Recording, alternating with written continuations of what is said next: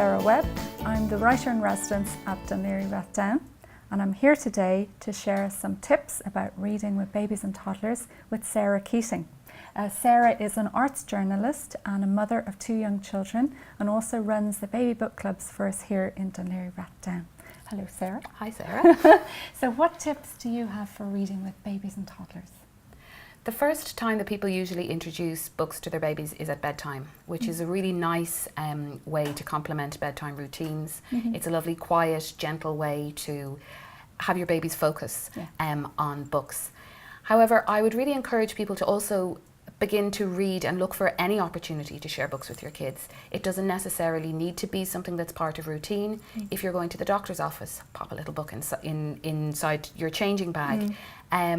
I know when I was beginning to feed both of my children, I found that having a book on the table, a talk about book usually, like maybe a Richard Scarry book or a book of a picture dictionary, was a really good way of helping them to sit still in their chair and eat, but also a really good way to keep developing their vocabulary and drawing their attention to the visual artifact and the story of a book. Yeah, that's a really good tip. So basically make it really accessible and all the time. Yes, and I would say you can probably never have too many books in your house, which is why the library is great, obviously, because you get to borrow up to 12 books per session, per card that you have. So make sure the books are accessible to them, that they don't have to, climb up high onto a bookshelf. And you will find that if books are in their environment, they will return to them in the same way they might return to a favourite toy.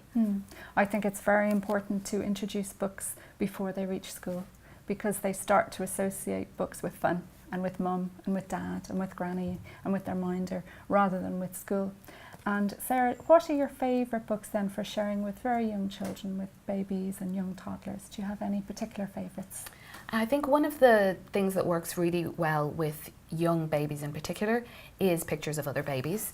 So this is one of my favourite books, which I read for about 2 years with both of my kids, and I found because it was it had a good story and a good rhythm, it kept my older child engaged at the same time as keeping my young baby visually stimulated. So this is 10 Little Fingers and 10 Little Toes by Mem Fox, with illustrations by Helen Oxenbury, who really has such a way of capturing different characters in the faces of children. So you just see here in a spread children of all different shapes and sizes and ethnicities, and all being really smiley, and some of them being sick as well, which I think is something that this little fella with his poor snotty nose. It has a really nice repetition to it. So, and it also involves parts of the body that children can manipulate themselves. So particularly at bedtime, if you imagine little bare feet sticking out, a baby grows, and hands, it can be a great book to use to play with your baby physically as well. So this is definitely one of my top So that's 10 Little Fingers and 10 Little Toes by Mem Fox and illustrated by Helen Oxenbury. So Helen Oxenbury also does a really great series of board books for young babies, which are very, very simple, very minimal text to them. They're called Clap Hands, Good Night. Oh, we say good night. We have them. We have them there, and they kind of help to capture the baby's days. Now, I know that often parents can struggle with books that have quite a lot of minimal text, because they kind of feel like, oh well, I just turned 4 pages and now the book is the book is over. But they're also really good opportunities to talk about babies, to talk about different physicalities as well.